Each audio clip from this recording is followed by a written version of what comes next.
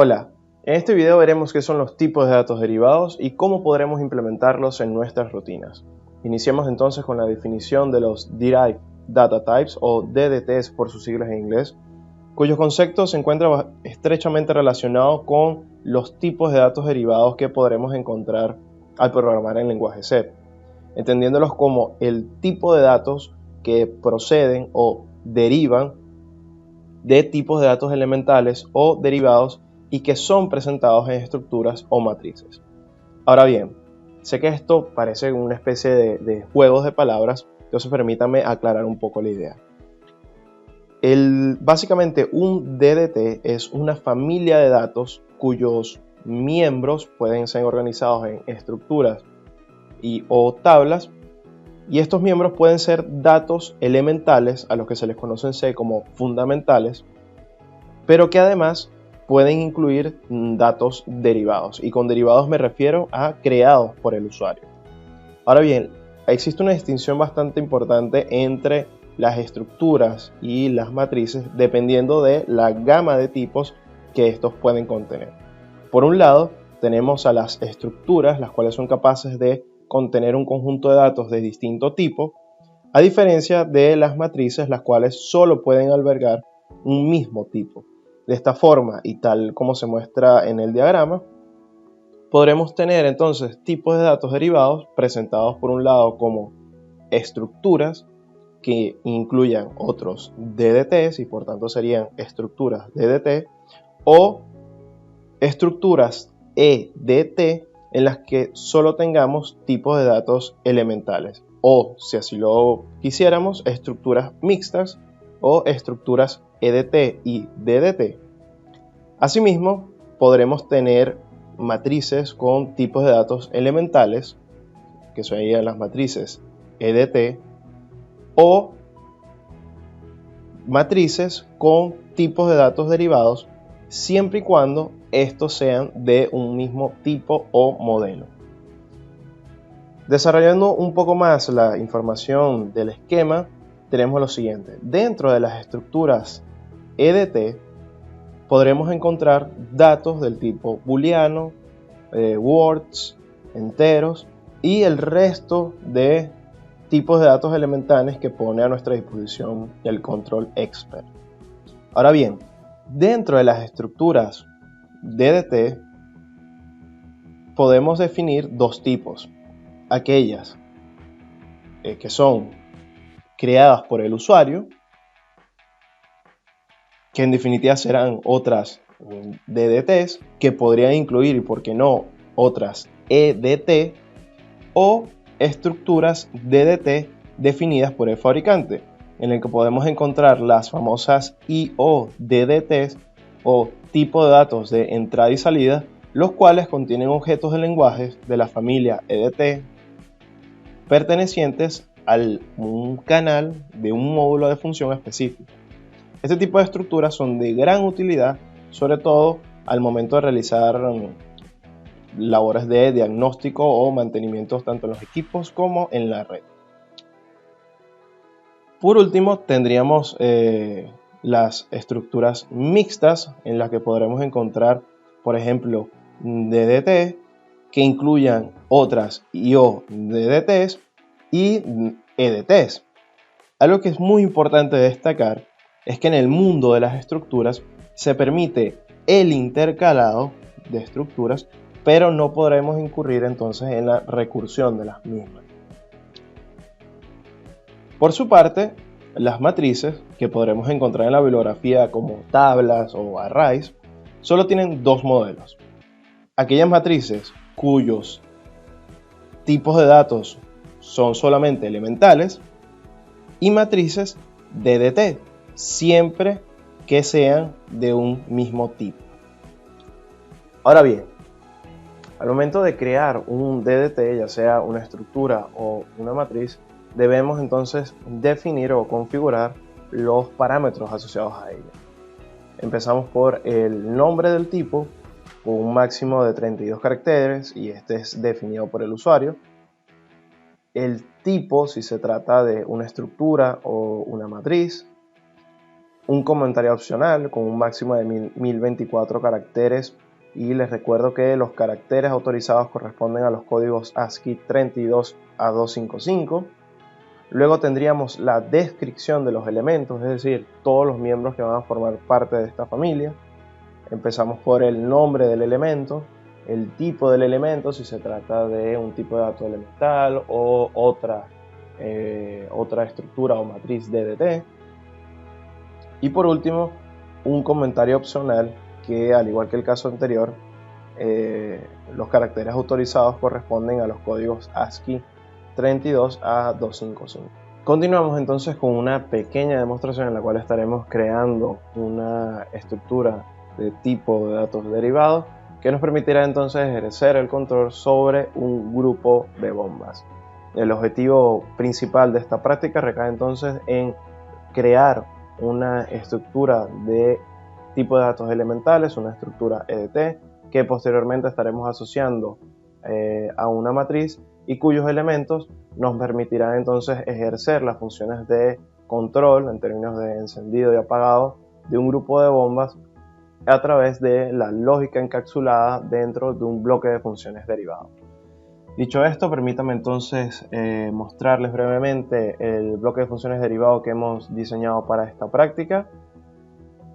Lo hemos bautizado como control de bombas, cuenta con dos entradas, ambas booleanas, y están asociadas una al encendido de la bomba y la otra al apagado de la misma. Luego tendremos una salida, la cual será en definitiva la señal de encendido de la bomba del tipo booleano. Y por último, la sección, la cual hemos llamado lógica de control y que hemos programado en ladder, con la cual nos permite entonces, si nosotros presionamos el pulsador de Start, nos permite encender la bomba, y esta bomba se mantendrá encendida gracias al enclavamiento que hemos hecho aquí hasta que nosotros presionemos el botón de parada. Dicho esto,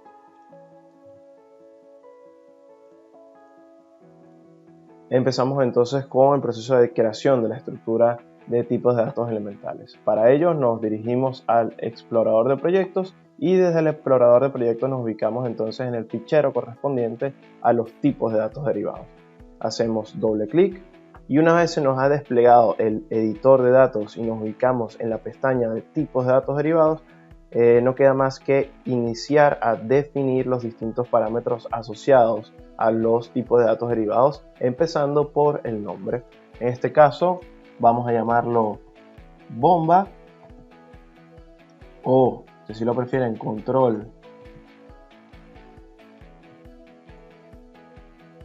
Vamos a llamarlo bomba. Será del tipo estructura, aunque también podríamos seleccionar entre una matriz o una referencia. Luego podríamos incluir un comentario adicional describiendo quizás la funcionalidad asociada a la bomba, a este tipo de estructura. Por los momentos lo vamos a dejar en blanco. Luego tendremos entonces que definir los elementos que van a formar parte de esta estructura, es decir, los miembros que forman parte de esta familia. Iniciemos con un pulsador de encendido del tipo booleano, un pulsador de parada también de tipo booleano y la señal de encendido de bomba. Una vez hemos definido los elementos que estarán dentro de esta estructura, el siguiente paso será entonces analizar la estructura para entonces poder incluirla dentro de nuestra rutina. Para ello hacemos clic derecho sobre el nombre y nos dirigimos a analizar tipo. Una vez ha desaparecido el icono que teníamos anteriormente de obras justo al lado del nombre de nuestra estructura y hemos verificado que no se tengan errores o advertencias, procedemos entonces a crear las variables o la matriz que asociaremos con esta estructura. Para ello nos dirigimos a la pestaña de variables dentro del editor de datos y definiremos entonces la tabla. En este caso vamos a nombrarla como control bombas. hacemos doble clic y desplegamos para entonces definir el tipo, que en este caso va a ser una matriz. Para ello seleccionamos la estructura, marcamos la casilla correspondiente a los arrays y definimos entonces las dimensiones que tendrá esta matriz. Es una matriz de 6. Una vez hemos definido las dimensiones de nuestra tabla, hacemos clic en OK y vemos entonces cómo hemos creado un conjunto de variables. En este caso estamos asumiendo que tenemos un grupo de 6 bombas a las cuales queremos controlar. Y fíjense entonces cómo hemos creado los distintos elementos y los hemos organizado dentro de una tabla. Lo siguiente que queda será entonces incluir las instancias de los bloques de funciones derivados y empezar con la asignación de las entradas para cada bloque. Para ello entonces nos dirigimos vamos a crear una pequeña sección, la cual estaremos programando en diagrama de bloques de funciones. La llamaremos test1. Vale, entonces vamos a empezar a incorporar las distintas instancias de los bloques de funciones del bloque de función derivado. En este caso lo hemos llamado control de bomba.